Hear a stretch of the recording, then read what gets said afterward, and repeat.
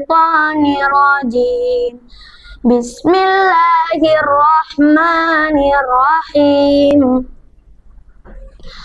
وأوحى ربك إلى النحل أن اتخذي من الجبال بيوتا ومن الشجر ومما يعرشون ثم كلي من كل الثمرات فاسلكي سبل ربك ذللا يخرج من بطونها شراب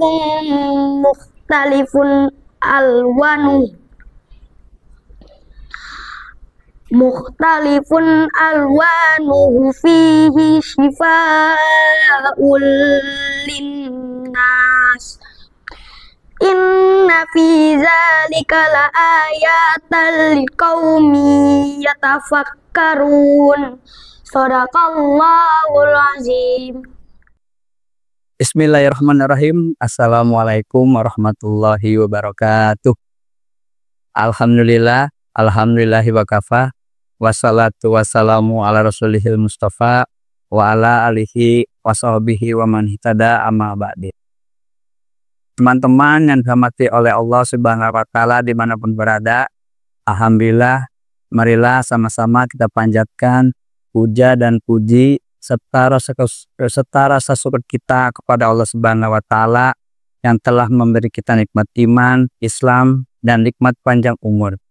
Yang alhamdulillah sampai saat ini kita masih diberi kesempatan menjalankan ibadah di bulan Ramadan. Selawat iring salam marilah kita haturkan kepada junjungan Nabi besar kita Nabi Muhammad SAW beserta keluarganya, sahabatnya, dan umatnya yang telah menjalankan syariatnya. Dan semoga kita termasuk di dalamnya yang kelak mendapatkan syafaat di hari akhir nanti. Amin, amin, ya rabbal alamin. Teman-teman yang saya hormati oleh Allah Subhanahu wa taala, pada kesempatan ini izinkan saya ingin menyampaikan tentang hikmah lebah pekerja keras dan sumber madu. Dalam keajaiban di sekitar kita, Al-Quran menyajikan kisah yang menarik tentang lebah.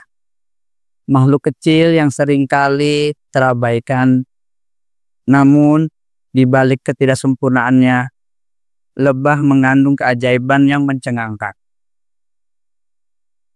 Dengan menggali lebih dalam, kita dapat menemukan khasiat luar biasa yang terkandung dalam produk-produk lebah, terutama madu. Mereka membuat madu yang gak hanya enak, tapi juga punya manfaat buat kita. Kisah ini tidak hanya terikat dalam dimensi keagamaan, tetapi juga membuka pintu untuk merenung tentang keajaiban alam yang mungkin tersembunyi di sekitar kita. Jadi, yuk kita belajar lebih banyak dan menikmati keajaiban sederhana dalam hidup lebah. Lebah madu merupakan golongan lebah yang dalam aktivitas kehidupannya menghasilkan madu. Hewan tersebut sebagai serangga yang secara koloni dan memiliki peran penting dalam ekosistem. Lebah adalah makhluk kecil yang membantu penyerbukan dan memastikan kelangsungan hidup spesies. Tumbuhan dan lebah juga berkeliaran mengumpulkan nektar agar dapat menghasilkan madu, produk yang banyak dimanfaatkan oleh manusia. Karena kandungan gizi yang baik, ini termasuk contoh keajaiban ciptaan Allah Subhanahu wa taala yang diabadikan dalam Al-Qur'an dan juga menjadi nama surah. Tepatnya surah An-Nahl. Tuhanmu mengilhamkan kepada lebah, buatlah sarang-sarang di pegunungan, pepohonan, dan bangunan yang dibuat oleh manusia. Proses pembuatan madu oleh lebah melibatkan beberapa langkah yang dinamis. Proses pertama yaitu pekerja mengekstrak nektar dari bunga yang menarik serangga penyerbu. Selanjutnya di dalam perut lebah terdapat enzim investase yang akan memecah sukrosa menjadi glukosa dan terdapat enzim lain yang bertugas meningkatkan keasaman nektar. Setelah mengunyah nektar, lebah memuntahkan nektar. Nektar tersebut disebarkan menjadi madu dengan dikunyah oleh lebah. Dan terdapat enzim yang mengandung madu bersama air. Fermentasi ini mengubah nektar menjadi madu.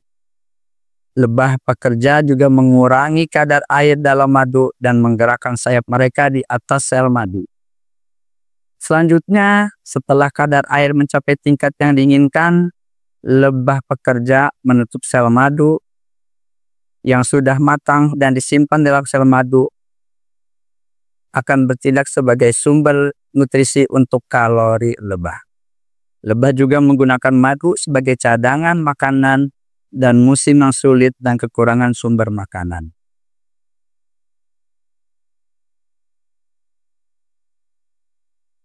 Sarang lebah madu atau lebah pada umumnya merupakan tempat yang strategis untuk seluruh kehidupan kelompok. Mulai dari tempat mengasuh anakan sampai dengan pusat informasi, semuanya ada di dalam sarang. Sarang lebah madu terdiri atas bilik-bilik yang berupa lubang-lubang segi 6 yang nyaris sempurna. Para ahli instruksi mengakui bahwa bentuk segi 6 adalah bentuk yang paling kuat, menghemat bahan dan tuangan. Bentuk tersebut juga mencegah serangga lain untuk masuk ke sela-sela bilik dan membuat sarang. Madu selain menjadi pemanis alami juga menyimpan manfaat kesehatan yang dikenal selama ribuan tahun. Berbagai sumber energi alamiah, glukosa dan fruktosa dalam madu memberikan pasokan tinggi yang dapat meningkatkan daya tubuh dan mengatasi kelelahan. Sifat antibakteri dan antimikroba bermanfaat untuk melawan infeksi dan meredakan gejala batuk dan pilek dengan campuran madu dengan air hangat dan teh herbal. Madu juga telah terbukti bermanfaat bagi kesehatan jantung dan kemampuannya menurunkan kadar kolesterol dan tekanan darah. Penting untuk memilih madu murni dan berkualitas tinggi guna memaksimalkan manfaat kesehatan. Madu dan lebah dalam Al-Quran terdapat pesan moral yang dapat diambil hikmahnya di kehidupan sehari-hari. Kerjasama antar lebah mencerminkan pentingnya kerjasama, solidaritas, dan kebersamaan mencapai tujuan bersama. Ada lagi pesan moralnya, yaitu kemampuan lebah dalam mengumpulkan nektar dan menghasilkan madu dengan proses yang melibatkan waktu yang lama, juga mengajarkan nilai kesabaran, ketukunan, dan kerja keras. Selain itu, madu sebagai hasil akhir dari usaha lebah memiliki banyak manfaat bagi manusia. Ini menggambarkan bahwa kebaikan yang dihasilkan dari perbuatan baik dan kerja keras tidak hanya bermanfaat bagi diri sendiri, tetapi juga dapat memberikan manfaat bagi seluruh masyarakat. Semua yang ada di dalam disediakan untuk dipelajari dan diambil hikmahnya. Al-Quran memberi contoh terbaiknya. Kita diminta untuk mempelajarinya secara mendalam ayat-ayat Allah Subhanahu wa Ta'ala yang terhampar luas. Dari kisah madu dan lebah dalam Al-Quran, kita bisa belajar banyak hal bagus. Lebah mengajarkan kita tentang kerjasama dan bekerjasama untuk mencapai tujuan bersama. Mereka juga mengajarkan tentang kesabaran dan usaha keras, seperti saat mengumpulkan nektar dan membuat madu dengan tekun. Madu dihasilkan oleh lebah tidak hanya enak, tapi juga baik untuk kesehatan kita. Jadi kisah ini mengingatkan kita untuk bekerja sama, sabar, dan menghargai manfaat yang bisa kita berikan kepada orang lain. Seperti halnya lebah memberikan manfaat madu kepada kita. Demikian hikmah hari ini. Cukup sekian dari kami. Wassalamualaikum warahmatullahi wabarakatuh.